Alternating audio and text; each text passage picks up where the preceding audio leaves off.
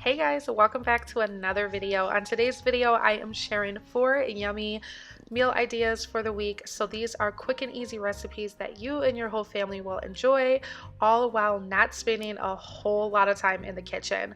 I am a busy working mama, so I love quick and easy meals, especially after a long day at work. So if you need some ideas, this video is just for you. If you are tuning in for the first time, please make sure you smash that subscribe button and join the tribe. I would love to have you.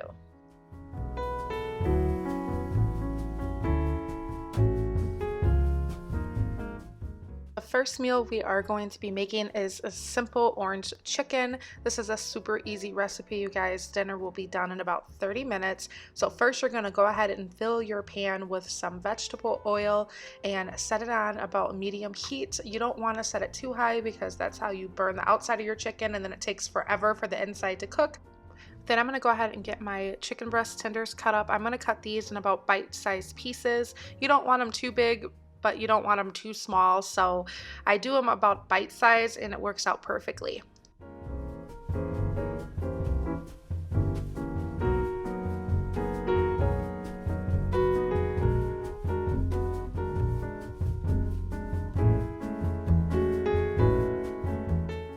Now I'm going to go ahead and make my egg batter. So what I do is put 3 eggs in a bowl, and then I'm going to go ahead and just whisk it up, and I do add in a little bit of milk just to get a little bit more consistency.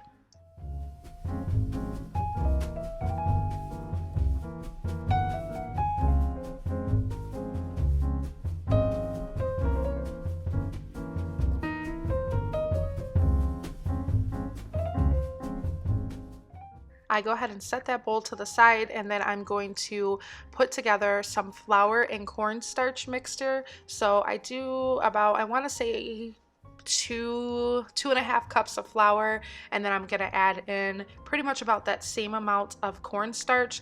I'm gonna stir it up, and then you can add in any of your seasonings of choice, and then I'm gonna go ahead and start to prepare and fry my chicken.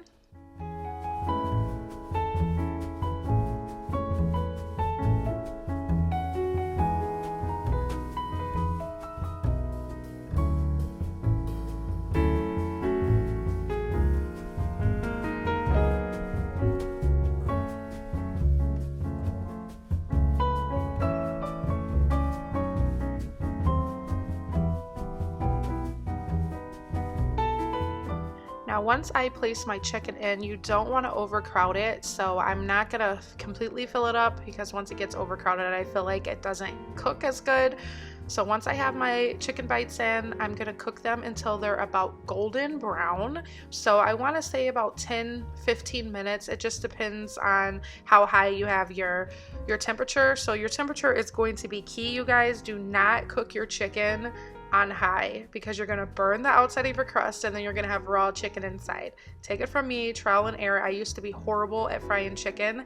I've gotten so much better over the years. I literally had to burn so many pieces of chicken to finally get it and realize medium heat, let it cook until it's a nice golden brown.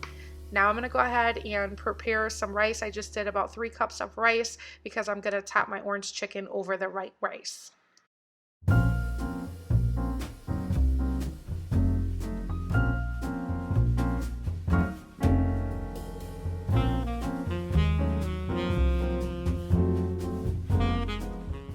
See, the chicken is cooked to perfection. I'm telling you, cornstarch and flour mixture will give you the crispiest chicken you've ever eaten. It's so good. So now that I have my chicken bites cooked, I'm gonna go ahead and start to make my sauce. So what I do, I add in some butter in the pan. I do about 2 or 3 tablespoons of butter, and then I'm gonna go ahead and add back in those chicken bites. And then I'm going to go ahead and pour my orange sauce over it. This is so easy and so good, you guys. Literally, Khalif was asking for seconds. It was that good.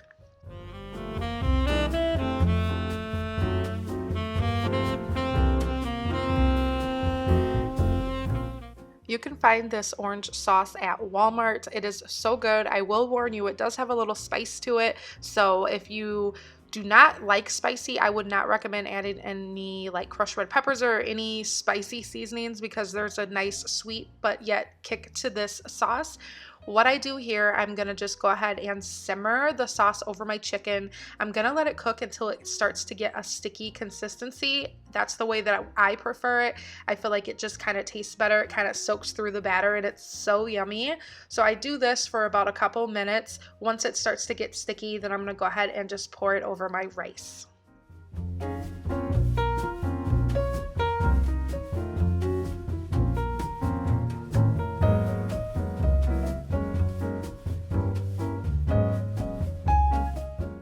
And that will complete dinner one, you guys. This is such an easy and delicious dinner, especially if you love Chinese food and you don't want to order takeout. And I know a lot of restaurants in a lot of states have been closed and stuff is just starting to open back up, but this literally tastes so good. You would prefer this over takeout. Trust me, it's so good. So give it a try. It's really easy. It cooks in about 30 minutes. So if you're looking for a fast dinner, this is definitely a dinner that I would recommend to make.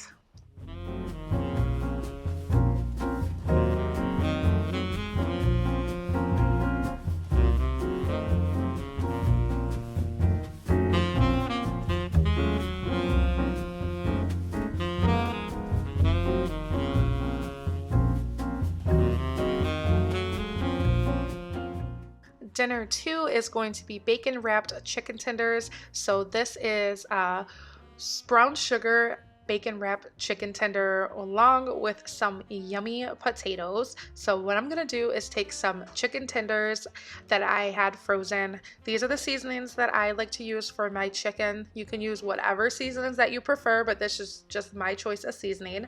So first I'm gonna go ahead and season all of my chicken.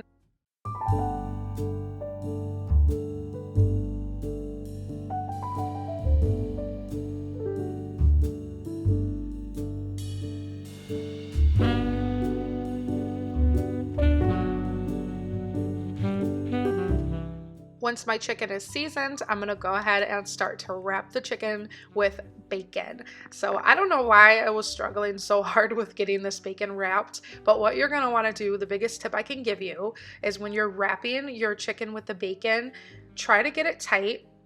And what I noticed is sometimes you might have to stretch the bacon out a little bit, but once you get to the end, you want the bacon to actually sit underneath the chicken. So that way when it's cooking, it's not gonna unravel, it'll keep it in place.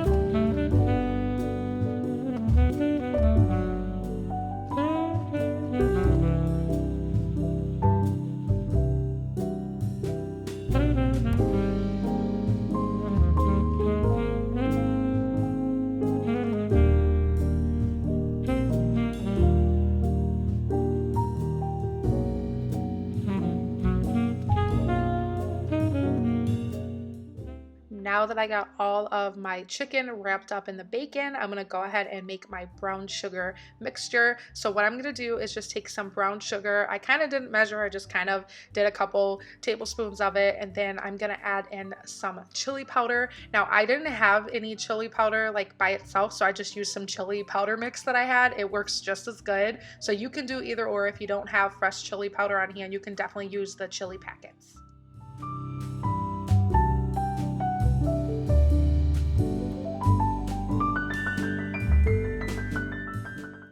So what you're gonna do next is you're gonna just go ahead and sprinkle the brown sugar mixture on top of your chicken, and then you're gonna pat it on there. So when you pat it, it's gonna hold it in place. When it's cooking, it's not gonna burn, but I just suggest that you pat it into it so it kind of sticks on instead of just sprinkling. That way you have an even amount on your chicken tenders.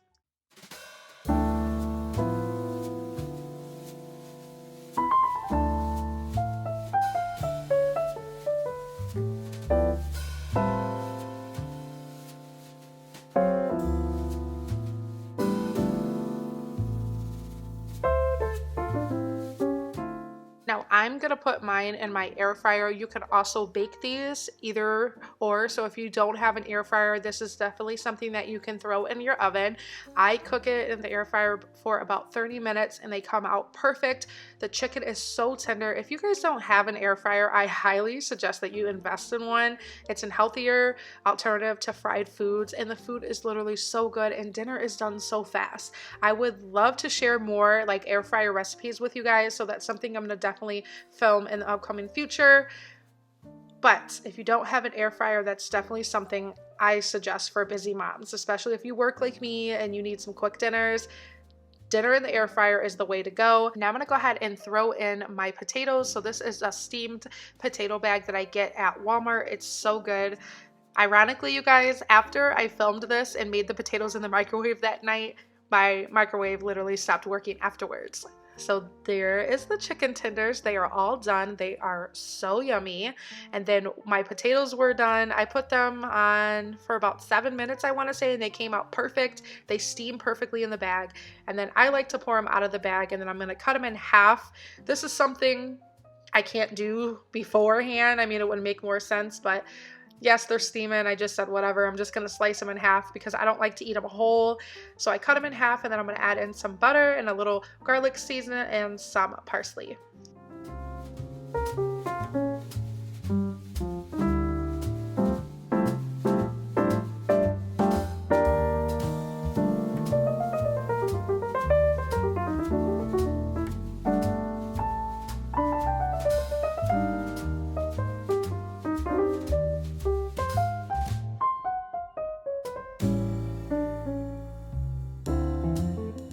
That sums up dinner too. This is such a delicious meal, you guys. I highly would recommend this. I recommend all my recipes because they're just that good, but you know, I love to share quick and easy, and this definitely is a dinner that is the easy and delicious way to go.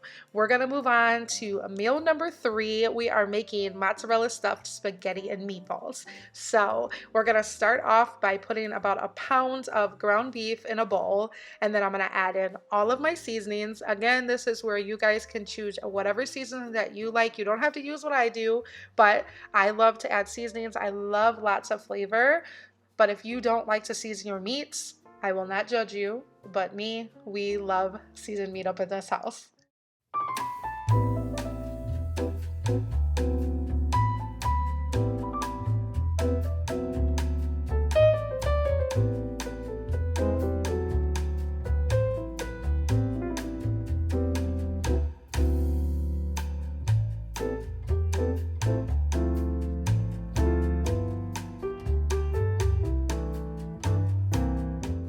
Now that my meat is all seasoned, I'm gonna go ahead and add in 1 egg. And then after I get my egg in there, I'm gonna go in and add in about a cup of breadcrumbs. So your egg and your breadcrumbs is what is going to hold your meatballs together. Think of it like meatloaf.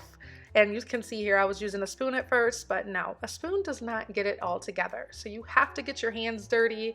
And I got rid of the spoon and I just went in and mixed it all together with my hands because you want it to be well combined and mixed.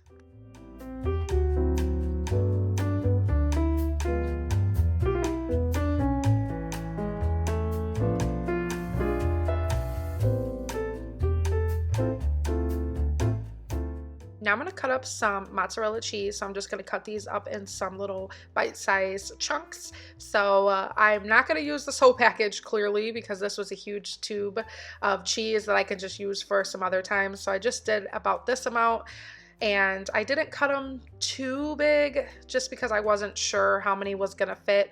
But I like bigger meatballs. We don't like tiny ones. So if you're going to do smaller meatballs, keep that in mind. You might want to do smaller chunks of cheese. I like to go ahead and mold my meatball before I add in the cheese. I just like to kind of roll it so it kind of holds itself together. And then once I get it all nice and combined into a perfect little meatball, I'm going to go ahead and just press in the middle, open it up a little bit, and then add in 1 piece of cheese and then kind of just roll the meatball back over the cheese.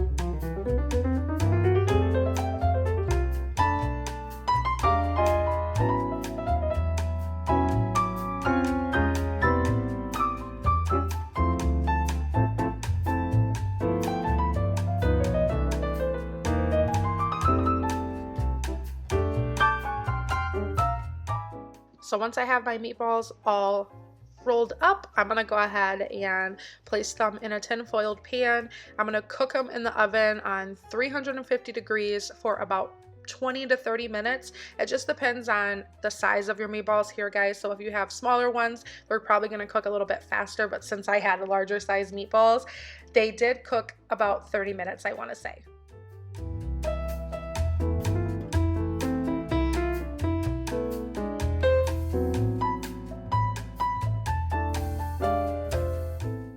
So while my meatballs are cooking, I'm gonna go ahead and start to make my spaghetti noodles. I'm gonna boil some water. I like to add in olive oil into my water. If I don't add in olive oil, I add in salt. That way the noodles don't stick. Let me know in the comments if this is how you make your noodles too. I do this with any type of pasta noodles that I make. I'm gonna always add in either oil or salt.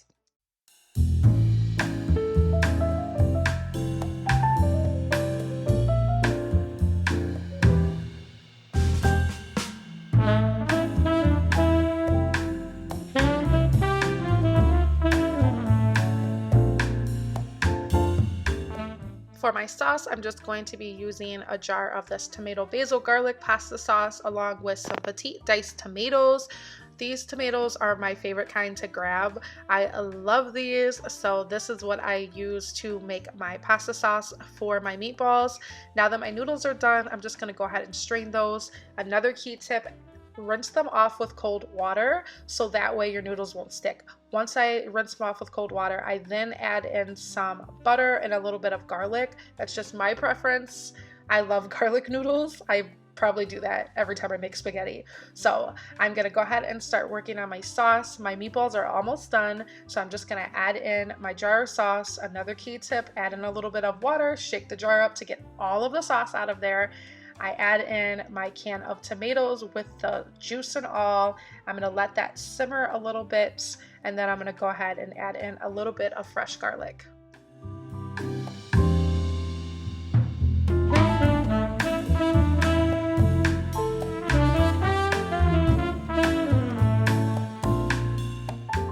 Let me know in the comments if you like a sweeter sauce or a more tomato-y sauce. We love sweet sauce, so that was a tablespoon of sugar. I always add that in every sauce that I make. I just love sweet sauce. So my meatballs are done, you guys. We're gonna take those out of the oven. They are smelling delicious. So they were cooked to perfection. You can tell a little bit of the cheese was starting to ooze out of some of them. So you wanna make sure that you don't overcook these because they will start to melt out. But my meatballs are done. I'm gonna take them out of the oven. And then what I do, I just take them and set them into my pasta sauce. I'm not gonna like stir it really rough. What I'm gonna pretty much do is kind of just scoop and pour the sauce over the meatballs and gently kind of stir it up. I just wanted to make sure my meatballs didn't fall apart. If you have enough breadcrumbs in there and your egg, usually that won't happen, but since they are fresh out of the oven, you just never know. So I just like to pour the sauce over it versus just stirring it all together, risking them crumbling and falling apart.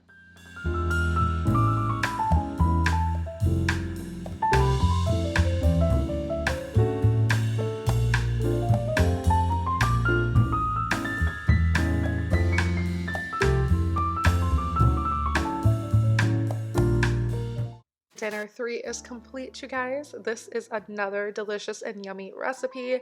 We love, love, love these meatballs. So they are so good. They beat the store-bought any day.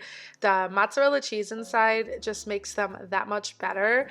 It just is a nice, melty, cheesy goodness. I love cheese. Look how good those look. So we're gonna move on to dinner 4. We are making some Philly cheesesteak sloppy joes. This is another quick and easy recipe. If you don't like sloppy joes, this might not be the recipe for you, but Khalifa loves sloppy joes, so I make them this way every so often and he tears them up.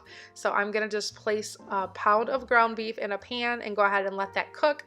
Gotta add in my seasonings, and then we're gonna move on to sauteing my peppers and onions.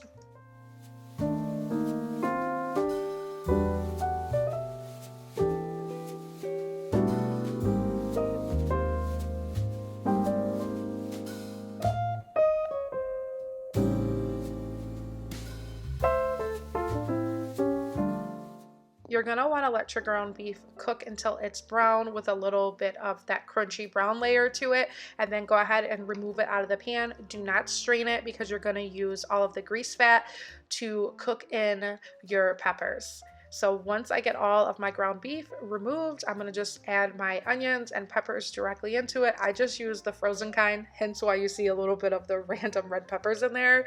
I don't usually buy like green peppers fresh, I just buy them in the frozen mix. So I'm gonna go ahead and throw these in, and I let them kind of cook and caramelize for a couple minutes, and then I'm just gonna add in my ground beef back into that once my vegetables get nice and caramelized.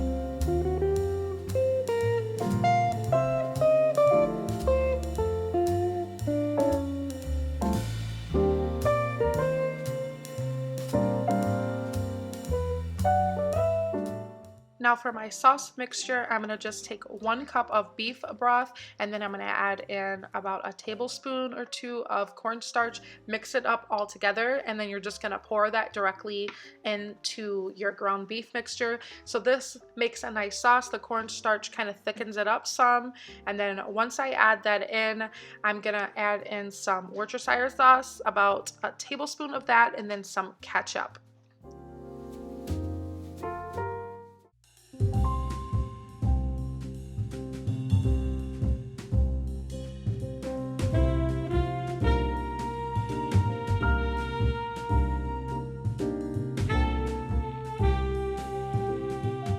I'm gonna let that simmer for about 5 minutes so that way the sauce can start to thicken up some. Once it simmers, I'm gonna just go ahead and add on some provolone cheese. I add about 3 slices. This was fresh from the deli, so good. Once I add that in, I'm just gonna cover with the lid and let it cook for about 2 or 3 minutes just so the cheese can melt.